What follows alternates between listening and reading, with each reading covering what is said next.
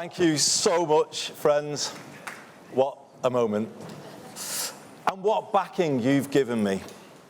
All our affiliated trade unions, all our socialist societies, 379 of our MPs, and I don't need to say commiserations to Catherine West, because she backed me too. Thanks, Catherine. All of them heard the call from the people of Makerfield on behalf of forgotten places everywhere up and down this country for a return of the Labour they once knew. And now we answer that call. We will be that version of Labour again. We are united today, as Holly said, as Lucy said and Shabana said, and thank you so much for your words. We are united, and we put the power that comes from that unity at the service of people and places who have been waiting too long for politics to let them hope again. And that's what we're going to do, everybody. We're going to give them hope back. This is a proud moment you have given me and my family today, and an emotional one. But it is one for which I am ready. I am ready. Ready to lead and to build on the foundation laid by one person more than any other. Under Keir Starmer's leadership, we went from our worst defeat to one of the best victories in our history. Keir put Labour back in a position to change people's lives, and that is what we have been doing these last 2 years. New rights for workers and for renters. NHS waiting lists falling for the first time in years. In fact, since I was Health Secretary, I think, so well done, Wes. Rail back under public control. Britain's reputation rebuilt on the world stage. And as Lucy said, just this week, the biggest rebalancing of the scales of justice this country has ever seen. Today we thank Keir for his service to our party and to our country.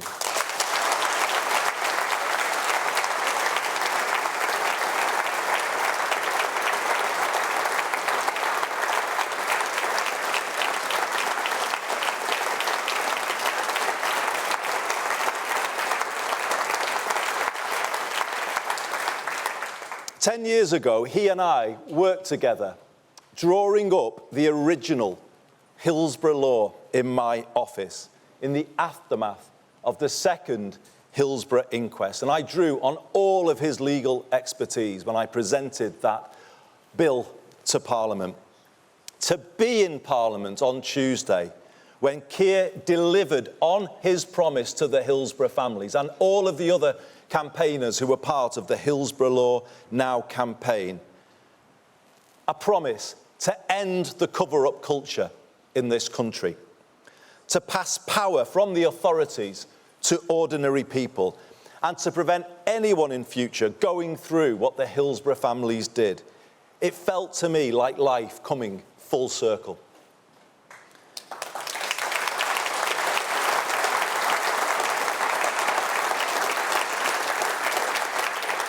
My journey to this stage today began in earnest at Anfield in April 2009. The COP made me confront the fact that this country does not work for working class communities like the city of my birth. In fact, it's worse. It turned its back on them. Political power was used viciously against them to protect vested interests.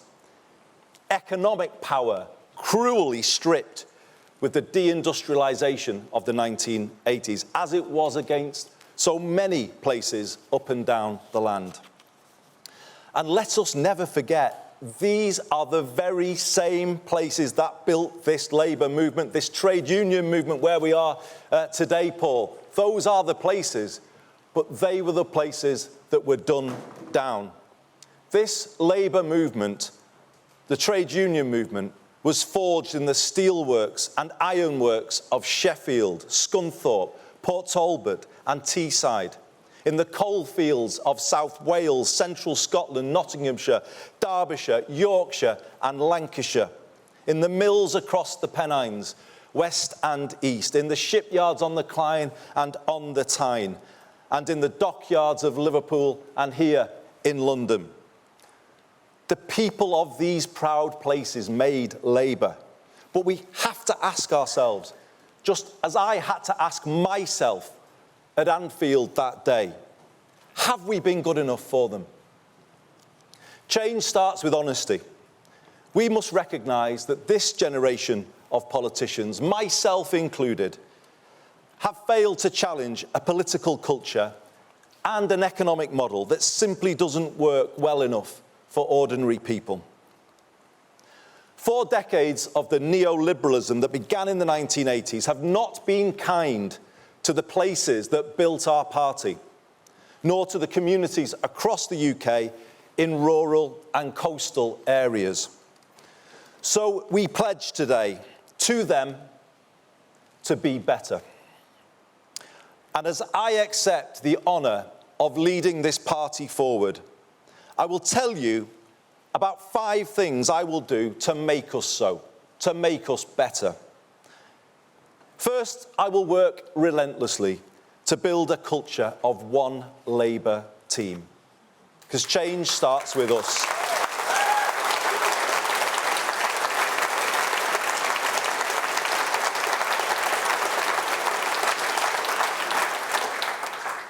We won't beat Britain's new right if we are consumed by infighting and pulling in different directions.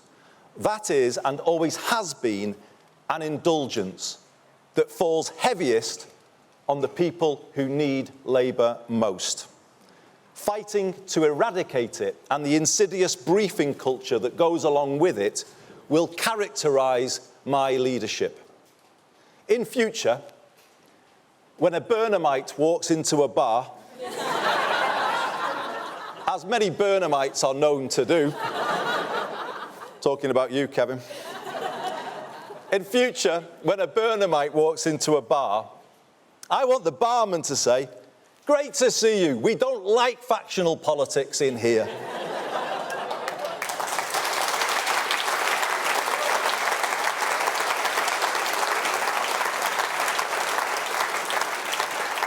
Now, you might know, and your reaction suggests so, there's a different version of that joke told by people who put internal politics before anything else. But here's the truth. Their factionalism has bedevilled us. Today we move beyond it. I have supported all our Labour leaders in my lifetime because I believe a united Labour Party and Labour movement is the best hope for our country. And I know you believe that too, as do our members up and down the land.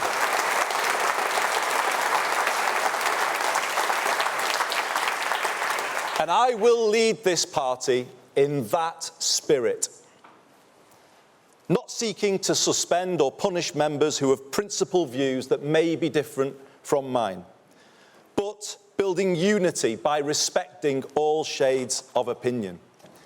And contrary to what you may keep on reading, I haven't made any decisions yet about who will be in that top team, but I will soon. And when I have, you will see it reflects all parts of our party, all communities, and it will reflect your own place within this great party of ours. A stronger, more united Labour Party lifting up a stronger and more united Britain. And this brings me to my second change. I will work to build a new politics. The country is crying out for it. We might enjoy the point scoring against others.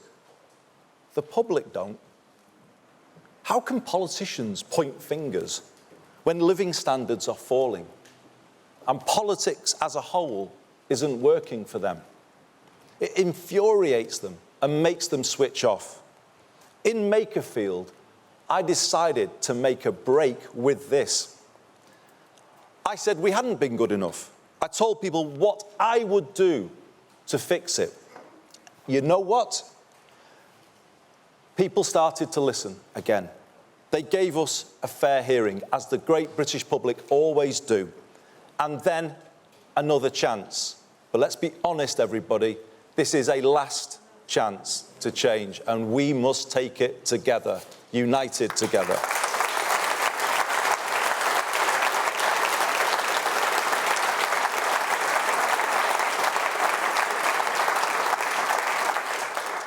Tell people what we will do, rather than always going on about others. And if we do more of that, let's see if we can get the ear of the country as well, not just Makerfield. Let's take a problem-solving rather than a point-scoring approach. Let's have the courage to fix the big things that politics has neglected, like social care, and have the conviction to go out there together and argue for our plans. And let's have the self-confidence to find common ground with other parties where we can. By seeking more consensus, we may just find the change we make is more lasting. We may find our political discourse in this country becomes that little bit less toxic, and we should be working to achieve that too. And the turbulence of the last decade may not quite feel as so inevitable as it does today. My third change is our political direction.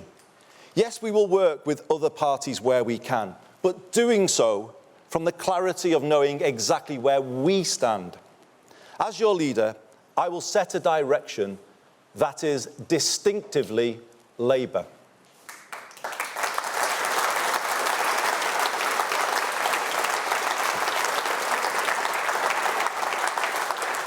We won't try to out-green the Greens or out-reform reform, or doing what we've done in the past of wearing too many Tory clothes.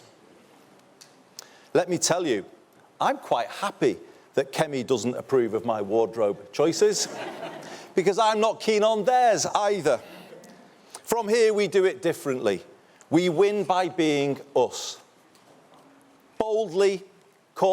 Boldly, confidently, authentically us. Labour. That's how we win. I want people to understand the thinking behind the political direction I set, so people can see the decisions we take and the reasons why. I am clear, Britain took a series of wrong turns in the 1980s. Political power was centralised and economic power was privatised. The country surrendered control of the essentials: housing, water, energy, transport, and left people exposed to higher costs.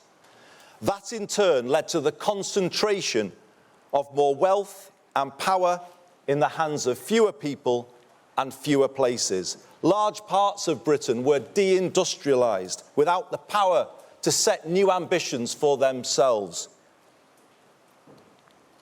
Proud British towns, now a shadow of what they once were, and high streets in decline, so common up and down the country. Slowly, at times imperceptibly, over 4 decades, political and economic power drained away out of our communities in every region and nation of the UK. If local places don't control something as basic as a bus service, how can they connect people to opportunity and turn things around? If the sell-off of council homes leaves the country chasing rents in the private rented sector through the benefits system and paying for temporary accommodation for thousands of families as they have to do here in London and elsewhere across the country, how then will we find the money to invest in prevention and improve people's lives? The truth is we can't. And if we don't have sufficient public control over the cost of the essentials, how can we have control over inflation, public spending, and the rest of the economy? The right used the phrase, take back control, but they are the ones who gave it away in the first place.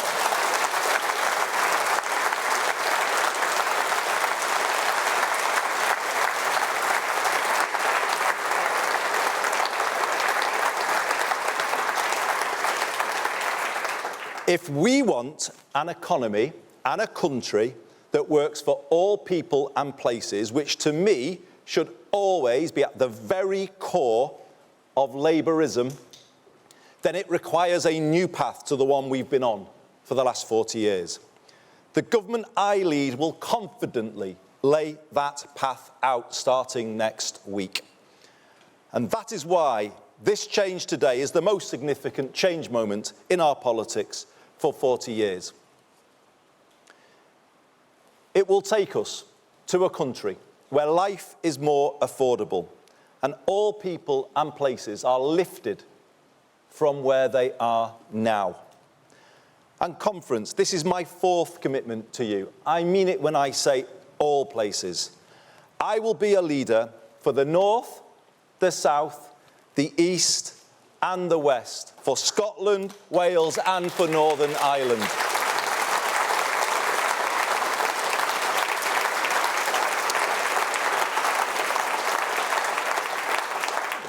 Yes, the north of England has given me so much, everything, in fact.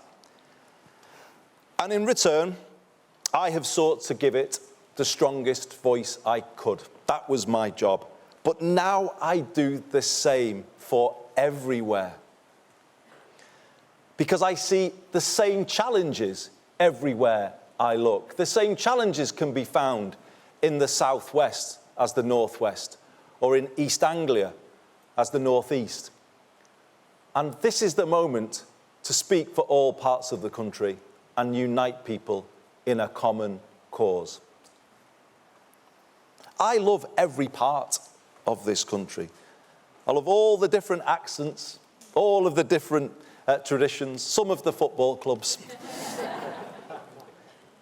But no, I love every part of it. But I also know they can all be more than they are. And that's what kind of drives me in politics, the kind of feeling that they should be more than they are. The feeling that kids shouldn't have to leave those places, those proud places, to get on in life. We should make them more than they are, help them take power to be more than they are. And this brings me to my fifth and final promise. We will take power back from Westminster and Whitehall and give it to the place where you live.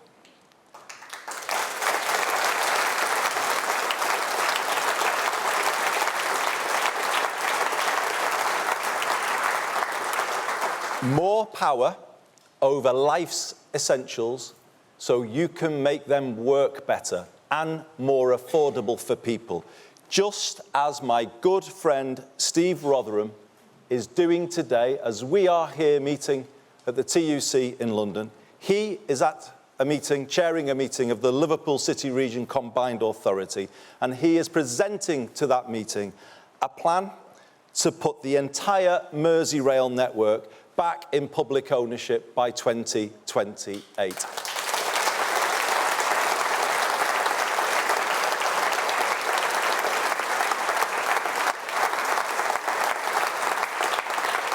A plan to cut fares, make trains run on time, and a railway run in the interests of the passengers, not shareholders. We want to give your area more power to build the council and social homes that you desperately need for those families I was talking about a moment ago. More power to improve your high street, backing local businesses such as the pubs and the shops that bring them to life. And make no mistake, everybody, I will be a pro-business leader of the Labour Party, as I was a pro-business mayor of Greater Manchester. We turn places round together.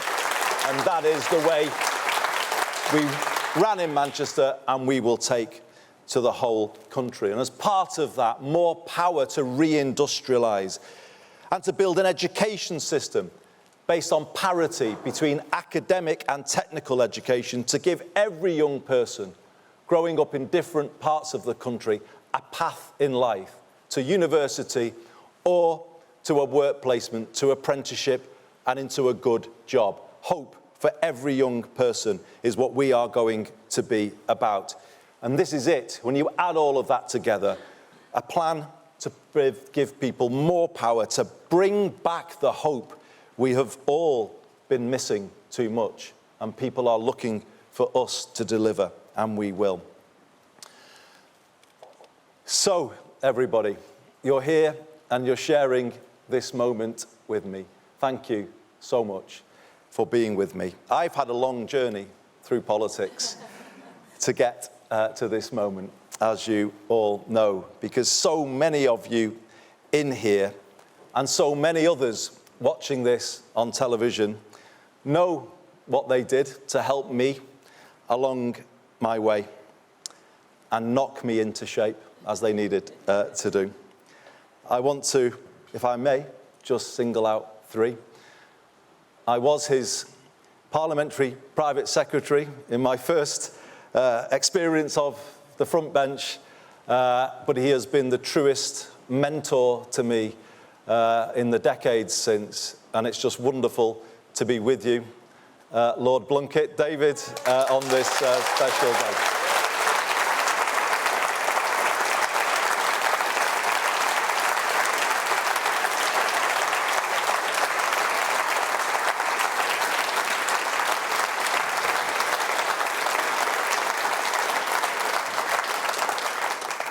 I would say he taught me everything I know, but no, he did. That's certainly not about football. But it is wonderful to have you at this moment with me, David. Can I also say to Dame Margaret Beckett, you were a wonderful friend to me and guide throughout my time in the cabinet. You were always there for me to give me that nudge that I needed. And similarly, as with David, I am so proud, honoured that you are with us today.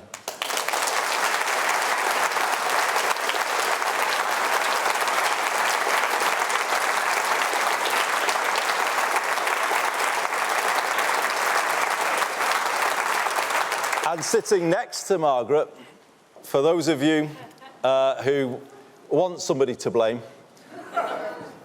he is the man you can hold to account. He is the man that fired up a young Andy Burnham in the northwest of England in the mid-1980s with rhetoric of the kind that remains unmatched, I would say, in modern politics. It has always been something that I treasure to get a message from him with his advice and the care and the thought he puts into those messages. They mean everything to me. I would not be standing here.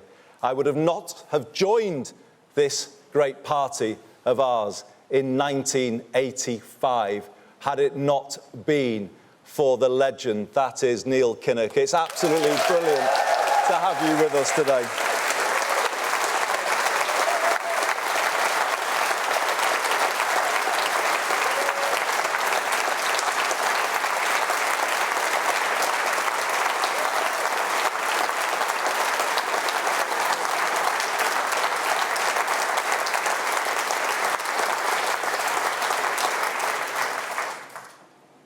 So many of you here who I can't name, so many watching, have helped me get here.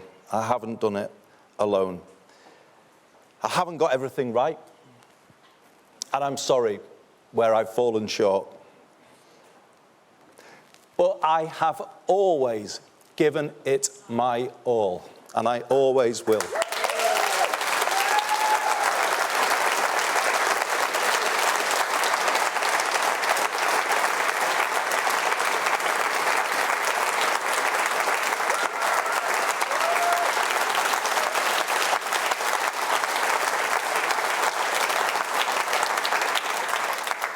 Truly, I've given this party everything I've had, but now it's done the same for me.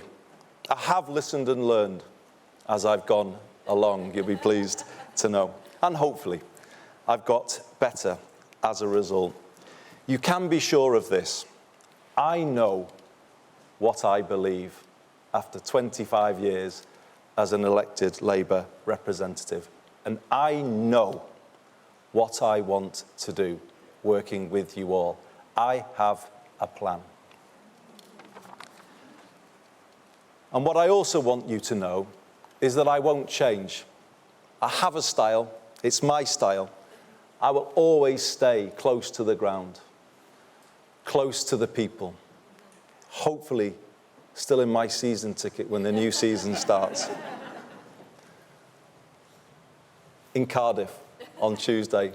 Brilliant just to meet and chat to people as they came up to speak. I will always stay the same because I draw my strength from people. I hear things, pick up straws in the wind as I was going about Manchester as my job as mayor, and I say to Kevin Lee, who's here today, and I want to thank Kevin, who's been such a staunch supporter and friend for me on this journey.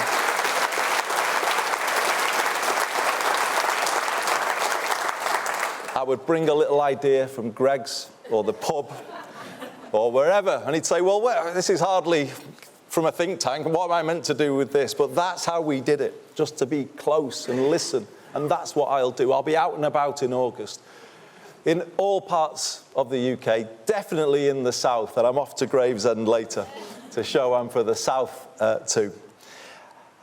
That's the way I've always done it, and it made me really proud recently. You might call it faint praise, but I took it as very serious praise. Someone said recently, Andy's all right. He's for us. I was so proud of that I made it my slogan in Bakerfield. I am for us, for all of us.